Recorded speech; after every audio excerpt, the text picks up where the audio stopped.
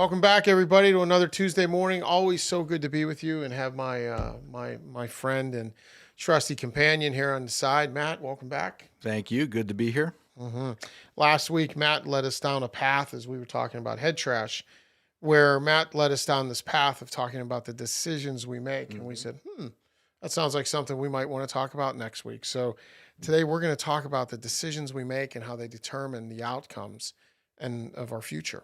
And how important the decisions we make are to the quality of our life. Mhm.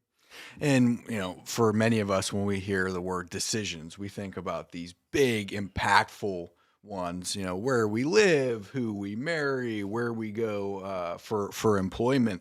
But, for me, in the world that I live in coaching, I think it's much more about what are the micro decisions or the daily decisions that we make that have macro impact. And I think that's where the power of our discussion today is, those daily things. And we talked about the head trash or conditions, whether it be the economy, our internal pricing, the pandemic, our boss, all those conditions that we see just as there, you know, what are those micro decisions on a daily basis that we have to make that will determine our outcome in a different path forward? Yeah.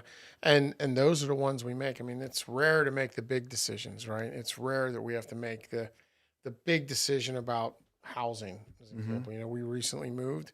That was the first time we made that decision in 16 years. Hmm. But I think all along those 16 years, we were making micro decisions about, am I going to be happy and content? Am I going to stay where I'm at? Is now the right time? So Hmm. there's that constant daily flow of decisions we make that are really the way we choose to live. That's what they are. Hmm. And when we talk about the big decisions, little decisions, whatever it might be, the best guidance I've ever been given on making decisions, because you think about the decisions we make on a daily basis. Well, the first decision you make every day is this alarm meaningful? Right? So the alarm clock goes off and we have an internal decision to make about, is that real? Or can I sleep in? And I love Jocko Willink. He's written some great books, and Jocko always says, if you hit snooze, you've lost the first battle of the day. Right? Guess who loses the first battle of the day every day? Me, because I have snooze built into my morning routine. Right. So, and I know it's 9 minutes, and I get to but that's something that, as I sit here and say that, that's something I think I want to change. So I Hmm. want to be able to report next time I talk to you that I've made the decision. I've won the first battle of the day and made that decision that this is real and I'm going to wake up. But we make those type of decisions all day, every day. Hmm. And sometimes we struggle with those and we say we're not making a decision. We decide not to do something. Well, that is a decision. We've decided to be lazy. Essentially, that's the decision we made. And I think that's probably even more dangerous than choosing different paths. Yeah, well, I mean, we talk about good decisions, bad decisions, good choices, bad choices. Well, sometimes no choice is a really bad choice, right? No decision's a really bad decision. Not that we want to rush everything, but if you're content with mediocrity and you're like, I'm just gonna wait or I'll do that, that's a decision. And the best guidance I've ever been given on that is just to do the next right thing. Hmm. Right? When we're struggling in life, when we're struggling in business, when we're struggling in sales, it's this simple. And again, I'm not trying to diminish anything you might be going through in life. We all have struggles, right? It's just how much energy and oxygen do we want to give to the struggle versus energy and oxygen we want to give to ownership of the decision. And the best decision guidance I've ever been given is to just do the next right thing. So you're struggling, you don't know what to do, you have all these decisions weighing on you as people are sick, business is hurting. I brush your teeth. Like, start taking ownership Hmm. of the small things. Do the next right thing. Brush your teeth, put on some clothes, pull out of the driveway with some caution and intent. Just literally focus on the next right thing when we're making our decisions. And then the big decisions aren't so overwhelming. Yeah. And another powerful thing, I don't know if it was last year that you talked about it or even before that, people found impactful is, once you get past that next right thing, how do I win the morning? Mhm. What are the things that I need to do? Not the afternoon, not next week, not next quarter. You know, in the profession that we're in, we all have quotas, and it's very easy, especially in January, to take a look at say, wow, you know, I can't wait to hit my quota December 31st, and I can't wait to see where I am, you know, next quarter, 2 quarters from now at the end of the year. But when we think about that, it's these micro decisions. You know, the outcomes are a culmination of that. You know, we don't get to do one big decision and either hit our quota or not. It's about every day choosing that next right thing. It's about having that focus and that consistency to either, you know, to win the morning, get lunch, do what you need to do, and then go win the afternoon. And it sounds so simple, but there's goodness in that simplicity in breaking it down. And you know, we talk about these micro decisions, and when you outside of brushing your teeth, which I agree with. But when you take a look at, you know, these micro decisions in sales, that's why we're such big fans of scorecards. Yes. And the scorecards show us that path of that next right thing, because, you know, when we're coaching and we ask that, what does success look like? What is that next right thing? We can't assume that everybody knows Right. what that is. Right. And I think scorecards, they give us the path forward. They tell us the path of success. The other thing they do is they hold us accountable. Mm-hmm. And they hold us accountable to doing the things we know we need to do to achieve the success we wish to achieve. And accountability is that one thing a lot of us push back on, right? You're like, well, I don't want to be accountable to someone else. I don't like sales management. Mm-hmm. I like to be independent. I've been doing this a long time. Yeah, I know what I need to do to be successful. I don't need that scorecard. Guess what? Accountability terrifies people. Accountability is the one thing we all need and nobody wants, right? Because it terrifies us. Why? Why are we afraid? Why? Because we're afraid of failure. If we're pursuing success, scorecards shouldn't scare us, Mm-hmm. right? But if we're trying to avoid failure, scorecards are terrifying, right? Accountability is terrifying. If my goal, if my decision that I've made in life is going to be to avoid failure, scorecards are terrifying. If I've decided, if I've chosen that I want to pursue greatness and pursue excellence, scorecards are great because they give me the accountability to get there, Mm-hmm. right? And I don't know anybody who's great that's afraid of accountability. Mm-hmm. Yeah, the best salespeople welcome it Mm-hmm. because they know the impact that has. And just quickly on scorecards, because we talk about them a lot, and I actually had a few people reach out to me that it's not required by their organization or their sales manager, or maybe they have someone that's hands off. You know, we hear about those leaders that don't want to micromanage. There you go. Right? You know, Yeah. or it's the, you know, the adage of, I didn't need a scorecard. Why do my people need a scorecard? And we actually have interacted with a few that created their own scorecard because it was that important. So, you know, when you're creating a scorecard, just a couple quick things. I know it's on decisions, but we talk about them a lot. So I just wanted to spend a moment. They're not a time tracking sheet. I think when we start looking at scorecards and people go down the path of, this is everything that I can do in the day and this is where I want to track my time. No, it's about finding what are the most important activities to drive revenue generating activities. Mm-hmm. And oftentimes it's meetings. Oftentimes it's, you know, certain prospecting elements, not more prospecting, but what exactly am I going to be doing in the What do you want to diversified, measure? diversified approach? How many? And so at the end of the week, we should be able to look at the scorecard and it should be very binary. I had a good week or I did not have a good week. Wasn't so. Yeah. And the test of that is even if I didn't have a sale, because that's a lagging indicator. And so many people in sales just judge it. Sale, no sale. And yes, that's important. You know, that's the ultimate scoreboard. Right. But you know, But it is a lagging indicator, as Yeah, you exactly. said, to what the quality of that week. yeah. So those scorecards are so important. You know, sorry for taking us off track, No, but no. And on scorecards though, because I love how well you've implemented those Mhm. inside your client base. But the thing with scorecards that Matt mentioned, if you're going to develop your own scorecard, think of the revenue generating activities. They're far different than closing activities, Mhm. right? A revenue generating activity is not a one deal. That's not something where I got to sign contract. Revenue generating activities, as Matt mentioned, if you're building your own and you don't have one, meetings Mhm. might be proposals, generated or we would actually call those proposal draft reviews because we don't want to submit them, but Yep. we want to hold them and review proposals with somebody. And if we're going to measure the meetings we're holding, the one thing you have to measure, and we always ask of people to measure, is the meetings you set. Because if you want to hold, and that number should be 1.5 to 2x of meetings held. So if your goal for meetings in a week is 4, you want to measure how many meetings you set, and that number needs to be between 6 and 8. And the reason is you're going to set a meeting, and what's going to happen with some of your meetings? Push, cancel. Yeah. So measure the ones you set. It'll give you a good indicator of the ones you're going to hold in the future. Yeah.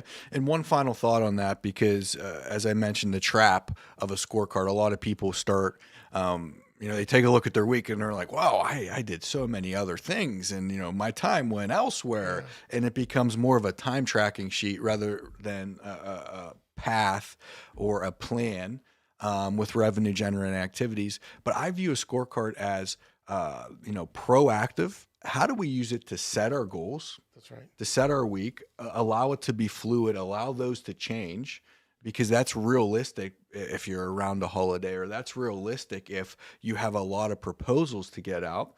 But then, retroactively as an accountability, I hit it or I did not hit it. What allowed me to hit it, or what got in the way of me hitting it, and then carrying that forward for a goal setting and, preparation piece for the next week. So, just a couple things on scorecards, because it's so important to not only have them, but to utilize them correctly for the highest impact. And those are big decisions, right? If I'm going to determine that I need that accountability and I need that map, that roadmap to success, and I'm going to decide and commit to using a scorecard, well, then I need to decide and commit to what's going to be on my scorecard. But that's the series of decisions. That's the process that leads to a good quality of life for us.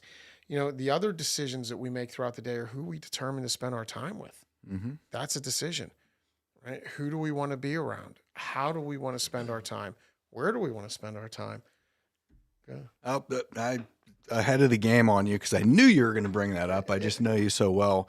I actually had some research from a neuroscientist. His name is Moran, and I apologize if I'm saying incorrectly, Cerf, from Northwestern University. So he studies the brain and he studies decisions. And so he has two principles. One is we only have so much capacity for making decisions on a daily basis. What we wear, what we order from a restaurant, where we spend our time. So is that why at the end of the day, when Susie says, "What do you want for dinner?" I'm like, "I'm done."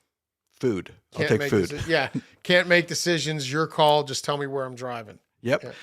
And his second principle, because of that, since we only have a certain capacity, is that those people that we spend our time with, it's proven in neuroscience that our brain wavelengths, when we're with somebody, start to react the same, start to look the same, literally. And so because of that, his conclusion is that happiness, minimizing stress, being around people that embody the traits that you prefer, there's proven science that's a thing. So I know for decades that I've known you, you talk about I won't steal your thunder. Show me your friends and I'll show you your future. It's true. I've found research that backs up the fact that you start acting and being like the people you're with from a neuroscience perspective. Who knew it? Who knew that one of my crazy little thoughts that comes out, Matt would be able to prove with neuroscience? But I've said it for years, show me your friends and I'll show you your future. My kids get sick of hearing that. But why would you spend time with anyone that's going to detract from your happiness? Why would we spend time with anyone that's going to detract from our success? Right? Why would we we talked last week about head trash. Why would we spend some time with somebody? Why do we give ownership over our thoughts and the outcomes and our behaviors to anyone that has ill intent, that doesn't have great intent for us, right? By the way, this, if you're going on mission trips and, you like to go into the streets and serve the homeless and show love and everything, that's awesome. That is awesome. That is you going and being that joy in their life. But when you choose your friends, when you choose your relationships, when you choose your clients and your customers, why would we choose anybody that detracts from our ability to deliver greatness? Own it, right? Own it.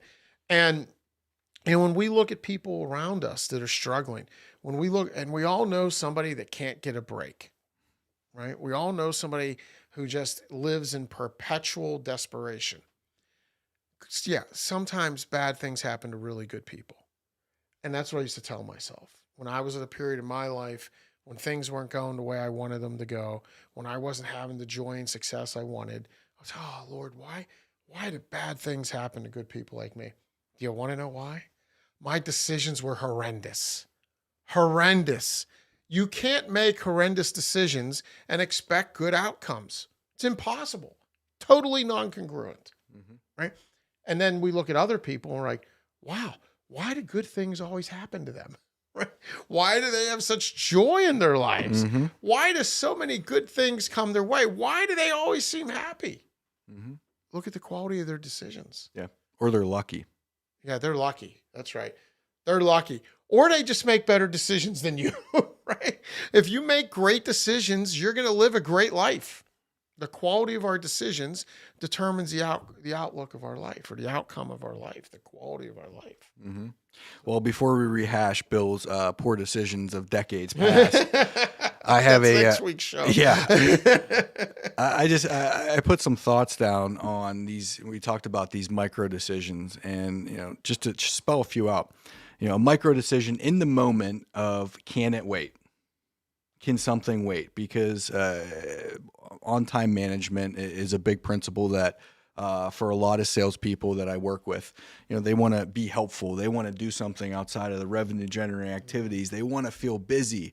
And so it's this constant struggle of, I'll prospect later. I'll do that later, simply because they want to be helpful now. So, can it wait? Understanding the art of saying no in the moment. That's a micro decision that we get faced with every single day. Saying no is a decision, by the way. Yeah. It also is a speech impediment. Some of us don't have the ability to say no. We've worked with a lot of people, especially a lot of leaders, who the greatest thing they have to overcome is their speech impediment that does not allow them to say no. They're happy to take on everything they can because it makes them feel important. Yeah. Yeah. And I think another thing is going down the path of least resistance when it comes to prospecting. What comes to mind there when I talk to clients are, I'm prospecting. I'm sending a whole heck of a lot of emails. That's right. I'm spending time researching on LinkedIn. Yeah. Yeah. And so, a very simple micro decision. Can I do one more? You think about all aspects of your day. Can I do one more? How much effort does it take to make one more call? Think about that in life too. Yeah. Like if our goal in life became one more, if that becomes our motto, and for those that work out, if you could do one more rep, if you could do one more minute, if you could do one more lap, if you could do one more swing, if you're, on the golf range, whatever it is, what if you did one more? What if you made one more call a day? Or one more call a morning and one more call in the afternoon? And what if you had one more meeting a week? And what if you had what's one more? What's the power of one more in our lives, right? What if we spent one more phone call on somebody we love? What if we spent one more hour or one more interaction or one more cup of coffee with someone we love and with a friend? What if the power of one more is amazing? Well, it's a compounding effect. If you look at a given week and you say, remember, I'm slow. Let's not go into compounding effect and time value of money, please. Okay. That's fine. That's fine. For some of us, it's Tell important. us about compounding. No. Yeah. But I think in the moment we say, oh man, one more call. What's that? 5. But then you start multiplying that over months. And then it gets really scary. Well, I might look at that over a year or multiple years. It's amazing what the ability that it has on results. And you mentioned, you tapped into it a little bit, a micro decision that we can make every day is, where can I show gratitude? Think about that. Gratitude, when we do that show, usually around Thanksgiving, and we often talk about gratitude throughout the year, it has a tremendous ability to impact we talked about head trash before, give clarity of decisions in a given day. And I think just get that overall mindset, the power of gratitude. Do not underestimate that. Yeah, the power of gratitude can change our mindset, get rid of the head trash, and help us make great decisions because we're making them out of gratitude and ingratitude rather than out of desperation and for self-fulfillment and our entitlement. Mm-hmm. And the reason we don't do those, I know we're getting a little long here, but just think about this. The reason oftentimes we don't make those great decisions, I learned last week from a little boy named Ezra. And my son Dante's been going through some health issues. We're trying to figure out what's going on. Part of the need for that was blood work.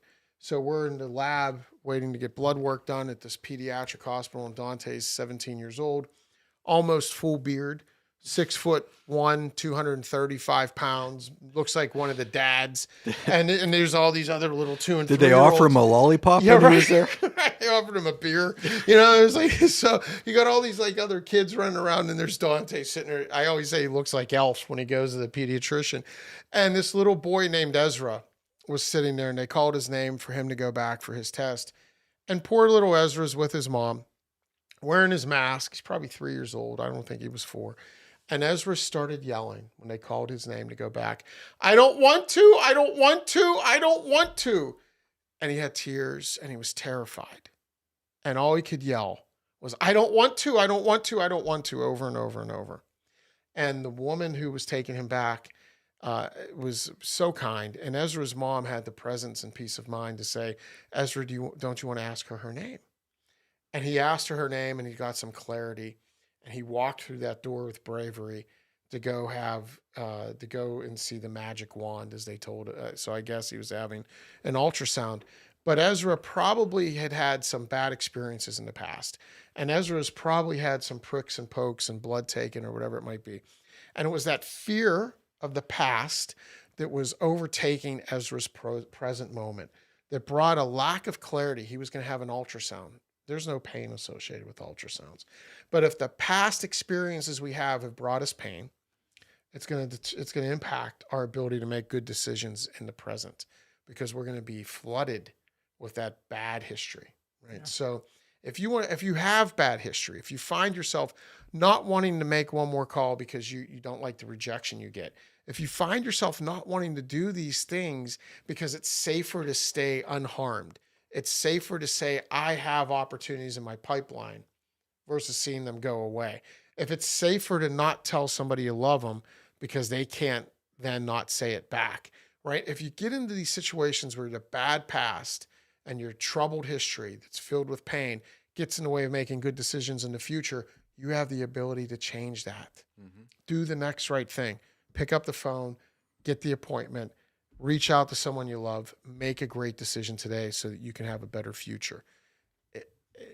It's not easy, but it's that easy. Mm-hmm. Do the next right thing. So thank you all for your time. Sorry we went a little long with you this week, but we get a little fired up about these things, and it's so good to be with you. So have a great week. We'll see you next week. Take care and God bless.